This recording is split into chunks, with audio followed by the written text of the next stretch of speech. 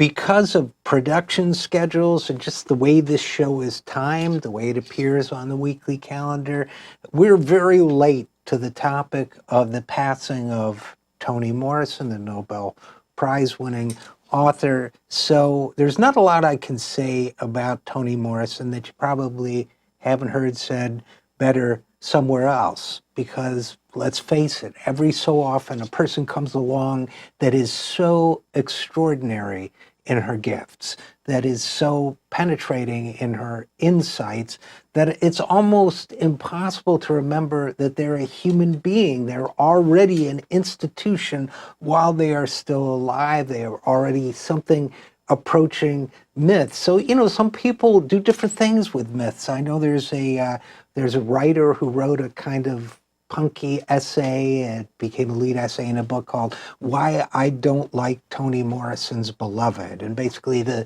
gist of it was, because everybody tells me I have to like it, because everybody tells me it's great literature. So even in her lifetime, Toni Morrison became so widely respected that it triggered rebellion in some. Well, I did like Toni Morrison's Beloved very much. I thought it was an amazing book. I thought it was an extraordinary book.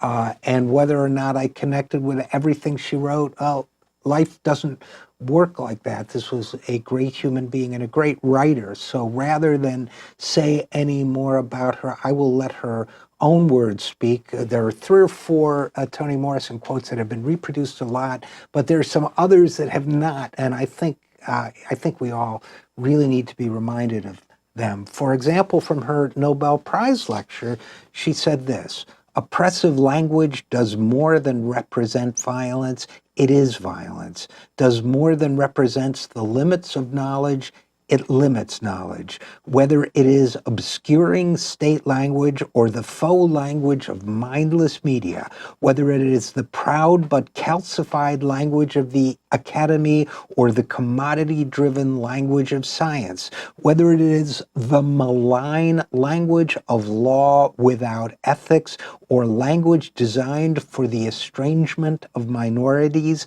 hiding its racist plunder in its literary cheek, it must be rejected, altered, and exposed. It is the language that drinks blood, laps vulnerabilities, tucks its fascist boots under crinolines of respectability and patriotism as it moves relentlessly toward the bottom line and the bottomed out mind. Sexist language, racist language, theistic language, all are typical of the policing languages of mastery and do not permit new knowledge or encourage the mutual exchange of ideas.